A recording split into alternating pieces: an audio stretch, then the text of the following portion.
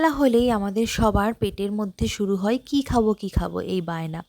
তো কম সময়ে যদি খুব টেস্টি একটা রেসিপি বানাতে চাও তবে এই বাটার গার্লিক এগটা কিন্তু বাড়িতে বানাতেই পারো। ভীষণ টেস্টি হয়, যেটা বানাতে একদমই খাটনি নেই, কিন্তু খেতে কিন্তু খুব সুস্বাদু। তো প্রথমেই 3-4টে ডিম একটা বাটির মধ্যে ভেঙে নেব। এবার ওর মধ্যে দিয়ে দেবো গোলমরিচ, লবণ আর একটু চিলি ফ্লেক্স। এবার ওটাকে ফাটিয়ে নিয়ে একটা ফ্রাই প্যানে বাটার দিয়ে দেবো একটু, দিয়ে তারপরে ডিমটা দিয়ে দেবো। এবার যেমন ডিমের ভুজি করে ওরকম ডিমের ভুজি করে নেবো, একটু বড় বড় করব। তারপরে নাবিয়ে নিয়ে আবারও একটা ফ্রাই প্যানের মধ্যে বাটার দিয়ে দেবো, তারপরে দিয়ে দেবো একটু রসুন কুচি। এবার ওটাকে একটুখানি নেড়ে চেড়ে তারপরে দিয়ে দেবো ওর মধ্যে 1 চামচ কর্নফ্লাওয়ার। এবার কর্নফ্লাওয়ারটাকে একটু নেড়ে চেড়ে ওর মধ্যে দুধ দিয়ে দেবো। ব্যাস, সসটা রেডি হয়ে গেল। এইবার ডিমের ভুজিটা দিয়ে আর কিচ্ছু না, শুধু একটু ধনেপাতা কুচি দিয়ে নাবিয়ে নেব।